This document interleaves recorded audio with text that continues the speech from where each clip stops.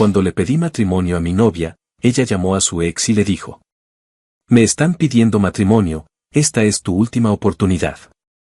Así que me fui y la dejé sola en otro país. Nunca pensé que terminaría escribiendo algo así, y mucho menos compartiéndolo con desconocidos. Pero siento que necesito poner todo en palabras para entender qué fue lo que pasó y en qué momento mi percepción de la realidad se quebró.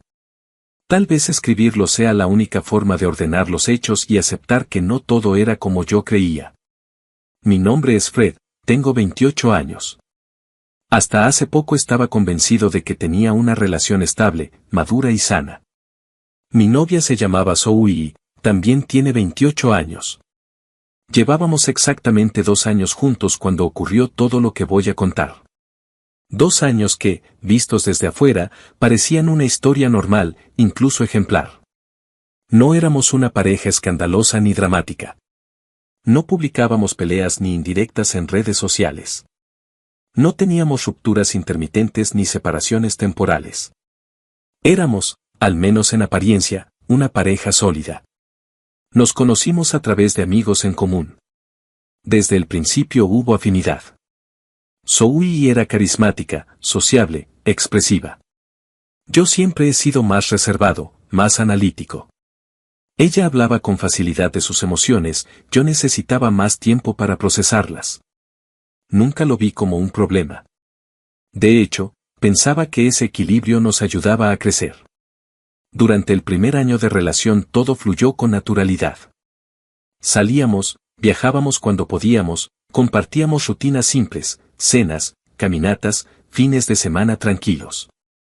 Nunca sentí que tuviera que fingir algo con ella, ni que estuviera caminando sobre terreno frágil. Me sentía cómodo, confiado. Fue en el segundo año cuando comenzaron a aparecer conversaciones más frecuentes sobre el futuro, especialmente sobre el matrimonio. Al principio no me parecieron extrañas. Era lógico que, después de cierto tiempo juntos, ese tema surgiera. Zoe hablaba de ello con una mezcla de ilusión y urgencia. No lo hacía de manera agresiva, pero sí constante. Me preguntaba cuándo creía yo que una pareja debía casarse, si me veía formando una familia, si pensaba que el matrimonio era importante. Yo siempre respondía con honestidad. Le decía que sí me veía casado algún día, que no era algo que rechazara, pero que quería hacerlo en el momento adecuado. Ella, casi siempre, respondía con la misma historia. Decía que en el pasado había estado con un hombre que le prometió matrimonio durante años y nunca cumplió. Que se sintió engañada, usada, que perdió tiempo esperando algo que jamás llegó. Y luego añadía una frase que, en su momento, me parecía una muestra de confianza. Sé que tú eres diferente. Esa frase se fue repitiendo con el paso de los meses.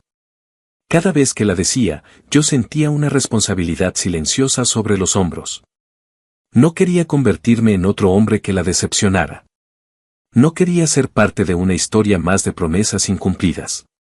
Al mismo tiempo, intentaba no tomar una decisión solo por presión emocional. Aún así, comencé a considerar seriamente la idea de pedirle matrimonio. Mi situación económica era buena.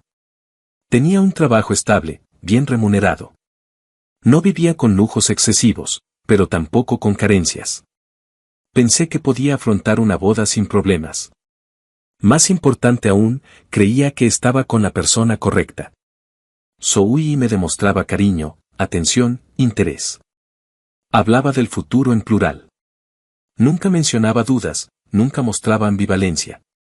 Si había señales de alerta, yo no supe reconocerlas o preferí ignorarlas. Así que, después de reflexionarlo durante semanas, tomé la decisión. Le pediría matrimonio. Quise hacerlo de una manera especial, algo que realmente significara algo para ella. Zoe amaba la playa. Decía que el mar le daba tranquilidad, que ahí sentía que todo se detenía. México era uno de sus lugares favoritos. En especial, Cancún. Íbamos cada verano. Era casi una tradición para nosotros. Había un restaurante en particular al que siempre regresábamos. No era un lugar elegante ni exclusivo, pero tenía un encanto especial.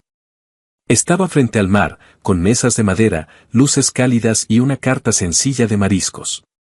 Zoe adoraba ese lugar. Siempre decía que ahí la comida sabía mejor, que se sentía cómoda, feliz. El dueño se llamaba Jorge. Con el tiempo, se había vuelto alguien familiar para nosotros. Sabía nuestros nombres, nuestras preferencias. Cuando decidí que ese sería el lugar para la propuesta, hablé con él directamente. Le expliqué lo que quería hacer, sin entrar en demasiados detalles. Jorge fue comprensivo y amable. Me dijo que justo era temporada baja, que no habría muchos clientes, y que podía ayudarme a reservar el lugar completo por una noche. Acordamos un precio razonable. No buscaba lujo, solo intimidad. Me encargué de cada detalle. Elegí una noche tranquila. Pedí una decoración sencilla, velas, flores discretas, música suave. Nada exagerado. Quería que el momento se sintiera natural, no como un evento forzado. El anillo lo compré semanas antes. Pasé mucho tiempo eligiéndolo. No quería equivocarme. Pensé en su estilo, en lo que le gustaba, en algo que pudiera usar todos los días sin sentirlo ajeno. El día llegó. Estaba nervioso, pero también emocionado. Zoe no sospechaba nada. Le dije que iríamos a cenar como siempre. Cuando llegamos y vio que el restaurante estaba prácticamente vacío, se sorprendió. Jorge nos recibió con una sonrisa discreta y nos llevó a una mesa especial cerca de la orilla. Zoe estaba feliz. Comentaba lo bonito que se veía todo, lo tranquila que estaba la noche. Yo apenas podía concentrarme. Sentía el pulso acelerado, las manos ligeramente temblorosas. Cenamos. Hablamos de cosas triviales. El sonido del mar era constante. Cuando el momento me pareció adecuado, me levanté de la silla, respiré hondo y me arrodillé frente a ella. Saqué el anillo y le dije lo que había ensayado tantas veces. Le hablé de lo mucho que la amaba, de lo que había significado en mi vida, de que quería construir un futuro a su lado. Le pregunté si quería casarse conmigo. Zoe se quedó en silencio. Se llevó las manos a la boca. Sus ojos se llenaron de lágrimas.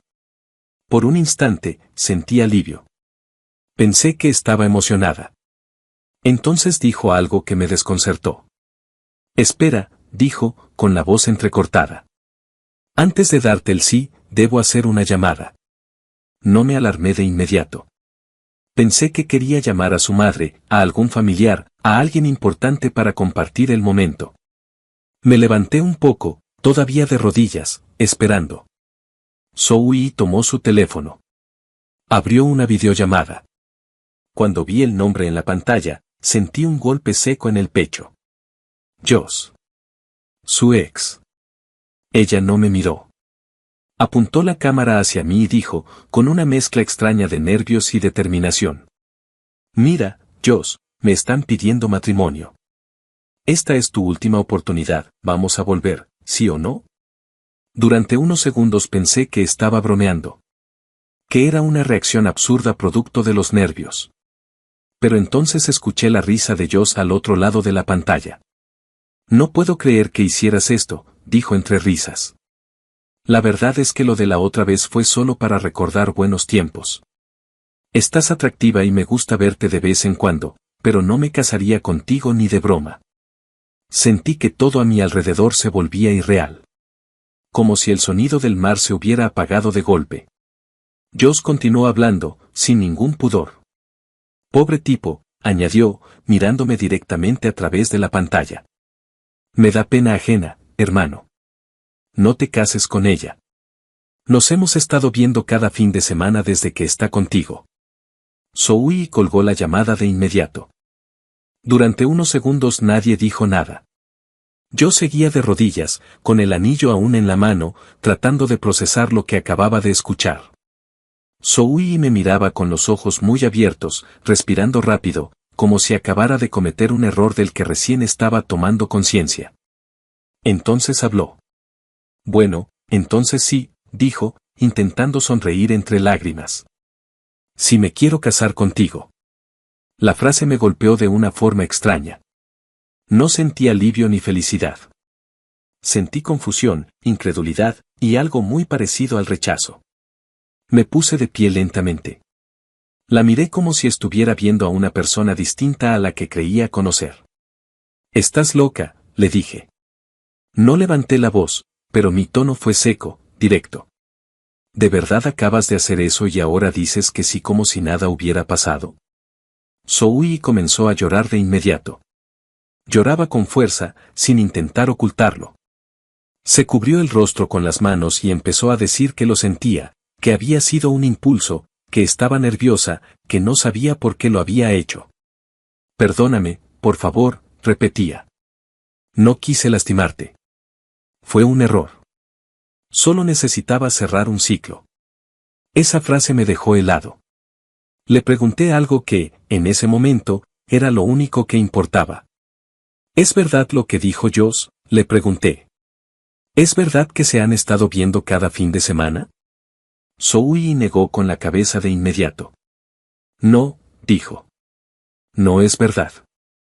Está exagerando. Lo dijo para hacerme daño. Él siempre ha sido así. La miré sin decir nada. Ella siguió hablando, tratando de justificarse. Decía que Joss era parte de su pasado, que había sido un error reencontrarse con él una vez, que él había malinterpretado las cosas.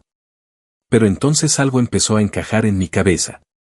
Durante meses, Zoe había tenido lo que llamaban noches de chicas todos los fines de semana. Siempre decía que saldría con su amiga Emma, que necesitaba despejarse, que era sano tener tiempo entre amigas. Yo nunca lo cuestioné. Nunca revisé su teléfono. Nunca dudé. Me parecía normal. Ahora, de repente, esa rutina adquiría otro significado. Recordé cómo algunos sábados volvía tarde. Cómo a veces llegaba cansada, distante. Cómo evitaba profundizar demasiado cuando le preguntaba qué habían hecho. Nada que, por sí solo, pareciera sospechoso. Pero todo junto, ahora, se veía distinto. Noches de chicas, pensé. Cada fin de semana. No dije nada más. No discutí. No levanté la voz. Simplemente me quedé ahí, en silencio. Zoe, al no recibir respuesta, hizo algo que jamás pensé ver. Se arrodilló frente a mí. En ese momento me di cuenta de que no estábamos solos. Los meseros se habían detenido. Fingían ordenar mesas o limpiar copas, pero era evidente que estaban observando. Don Jorge también estaba cerca, sin disimular del todo. Zoe me tomó las manos. Por favor, dijo llorando. No me dejes así. Fue un error. Te amo. Yo quiero casarme contigo. Sentí una mezcla de vergüenza y tristeza. No por mí, sino por la escena. Por el lugar. Por la exposición. Todo lo que debía ser íntimo se había convertido en un espectáculo incómodo. Retiré mis manos con cuidado. No con brusquedad, pero con firmeza. Ella siguió arrodillada unos segundos más, hasta que entendió que no iba a responderle como esperaba. Se levantó lentamente. Se secó las lágrimas con las manos y respiró hondo, intentando recomponerse. Entonces dijo algo que me dejó aún más confundido. Camina un rato, me dijo. Respira. Ve al mar. Yo te espero en el hotel. Sé que cuando te tranquilices, tus ideas se van a aclarar. Lo dijo como si estuviera segura de que todo se resolvería solo con un poco de tiempo. Como si lo ocurrido no hubiera sido lo suficientemente grave como para romper algo de forma definitiva. Sin esperar respuesta, tomó su bolso y se fue. La vi alejarse. No la detuve. No dije nada. Simplemente me quedé ahí, de pie, con el anillo aún en la mano, sintiendo que me faltaba el aire. Cuando desapareció de mi vista, me senté de nuevo. Esta vez no pude contenerme. Empecé a llorar. No fue un llanto silencioso ni controlado. Fue un llanto honesto, desordenado, de esos que salen cuando todo se derrumba al mismo tiempo. Don Jorge se acercó. Se sentó frente a mí sin decir nada durante unos segundos. Me ofreció un vaso de agua. Luego habló. No vale la pena esa mujer, muchacho, dijo con calma. Tantas veces que los vi aquí. Tú siempre fuiste atento. Siempre pendiente. Le diste todo. Y ella no lo valoró. Sus palabras no eran grandilocuentes ni condescendientes. Eran simples, directas. Y, extrañamente, reconfortantes. Lo miré y le pregunté algo que jamás pensé que diría en voz alta a un desconocido. ¿Qué debo hacer ahora? Don Jorge no dudó. Seguir adelante, respondió. Y no volver con ella de ninguna manera. Me quedé hablando con él. Con los meseros también. Les conté, sin entrar en demasiados detalles, lo que había pasado. Ellos escuchaban con atención, con una mezcla de indignación y solidaridad. Algunos me decían que no había perdido nada, que había esquivado algo peor. Otros, en tono más ligero, me decían que mejor me buscara a una mexicana, que esas, además de divertidas, eran fieles. No lo decían con mala intención. Era su forma de intentar levantarme el ánimo. Poco a poco, empecé a sentirme menos pesado. Me ofrecieron cerveza. Acepté. Luego otra. La música subió un poco. Sin darme cuenta, el ambiente cambió. Alguien puso música tradicional. Alguien empezó a reír. De pronto, sin haberlo planeado, estaba en medio de algo parecido a una pequeña fiesta improvisada. Recuerdo pensar que amaba ese país. No solo por sus playas, sino por su gente. Por la forma en que, sin conocerme, me estaban acompañando en uno de los momentos más difíciles de mi vida. Nadie me juzgaba. Nadie me minimizaba. Simplemente estaban ahí. Al final de la noche, cuando el lugar ya estaba casi vacío, don Jorge se me acercó de nuevo. Si no quieres ir con ella esta noche, me dijo, puedes quedarte en mi casa. Lo pensé unos segundos. No quería verla. No quería hablar. No quería fingir que todo estaba bien. Acepté. La casa de don Jorge era hermosa. Sencilla, pero cálida. Vivía con su esposa. Nunca tuvieron hijos, pero el lugar se sentía lleno de vida. Me ofrecieron dormir en la sala. Agradecí el gesto. Me recosté en el sofá, agotado, con la mente saturada de pensamientos. Y ahí me quedé. A la mañana siguiente desperté con un fuerte dolor de cabeza. No solo era la resaca, era una mezcla de cansancio emocional, desorientación y una sensación pesada en el pecho. Durante unos segundos no recordé dónde estaba. Luego todo volvió de golpe, el restaurante, la llamada, las palabras de Joss, el rostro de Zoe llorando frente a mí. Tomé el teléfono casi por reflejo. Tenía decenas de mensajes y llamadas perdidas de Zoe. Mensajes largos, cortos, audios, incluso correos. No los abrí. No porque no quisiera leerlos, sino porque sentía que hacerlo solo me arrastraría de nuevo a una conversación que ya no tenía sentido. En ese momento, el silencio me parecía la única forma de protegerme. Me levanté lentamente del sofá. La cabeza me latía y tenía la boca seca. Don Jorge me vio desde la cocina y no dijo nada al principio. Solo me hizo una seña con la mano. Ven, siéntate, dijo. Ya casi está el desayuno. Me senté en la mesa con algo de vergüenza. Sentía que estaba invadiendo un espacio muy íntimo, como si fuera un invitado inesperado en una vida ajena. La esposa de don Jorge, Liz, había preparado el desayuno. Era una mujer amable, de voz tranquila. Me saludó con una sonrisa sincera, sin preguntas incómodas, sin miradas de juicio. Comí poco. No tenía mucho apetito, pero agradecí el gesto. Mientras estaba ahí sentado, los observaba. Don Jorge y Liz hablaban de cosas simples, se reían, se movían con una naturalidad que solo tienen las parejas que se conocen de verdad. No había tensión, no había dobles discursos. Se notaba que estaban en paz el uno con el otro. Fue entonces cuando pensé algo que no había considerado antes, si había esperanza. No todo estaba perdido. Pero Zoe no era la persona con la que esa esperanza podía materializarse. Terminé de desayunar y agradecí nuevamente. Don Jorge me preguntó qué pensaba hacer. No tuve que pensarlo demasiado.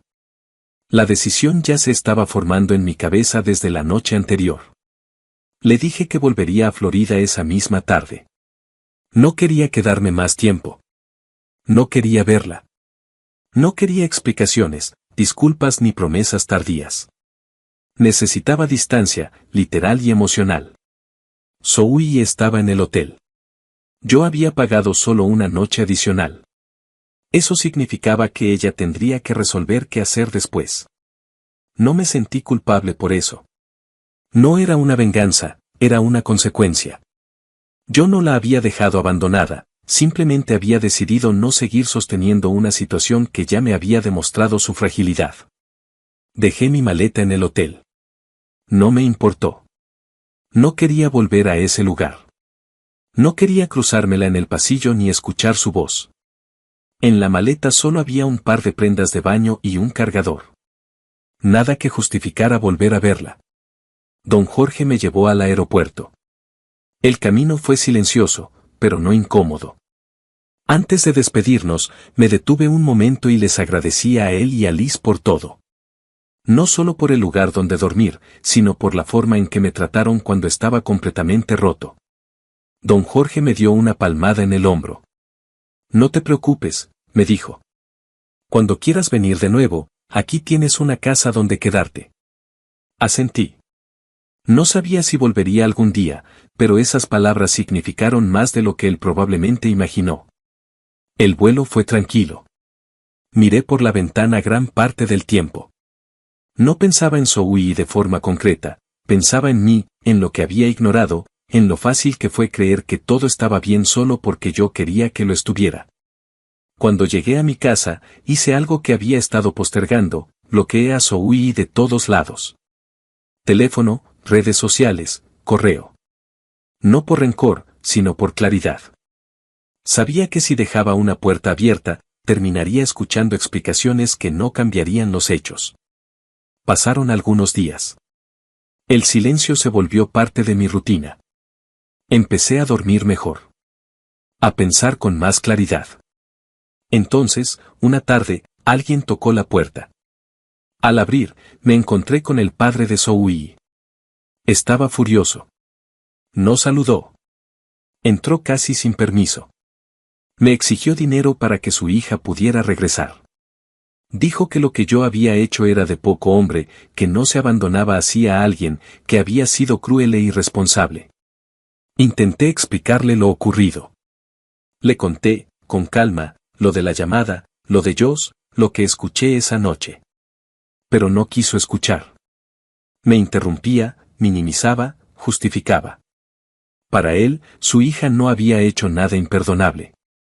El problema era yo. No discutí más. No tenía sentido. Se fue igual de molesto que como llegó. Días después me enteré de que Zoe había regresado. No supe cómo ni con qué dinero. Tampoco me importó demasiado. Lo que sí noté fue que ella ya no me buscó. No intentó contactarme por otros medios. No apareció. No insistió. Eso me dijo más de lo que cualquier mensaje habría podido decirme. Con el paso de las semanas empecé a reflexionar con más distancia. Entendí que no todo había sido una mentira, pero tampoco había sido verdad completa. Zoe quería casarse, sí, pero no conmigo como persona, sino con la idea de no quedarse atrás, de no repetir su pasado, de no perder una opción segura. Yo, en cambio, quería una pareja. Alguien que eligiera estar conmigo incluso cuando nadie más la estuviera mirando. Hoy no guardo odio. Tampoco nostalgia. Guardo una lección difícil, pero necesaria. A veces, el momento más doloroso no es el final de una relación, sino el instante exacto en que entiendes que nunca estuviste donde creías estar. Y aunque ese día me rompió, también me salvó.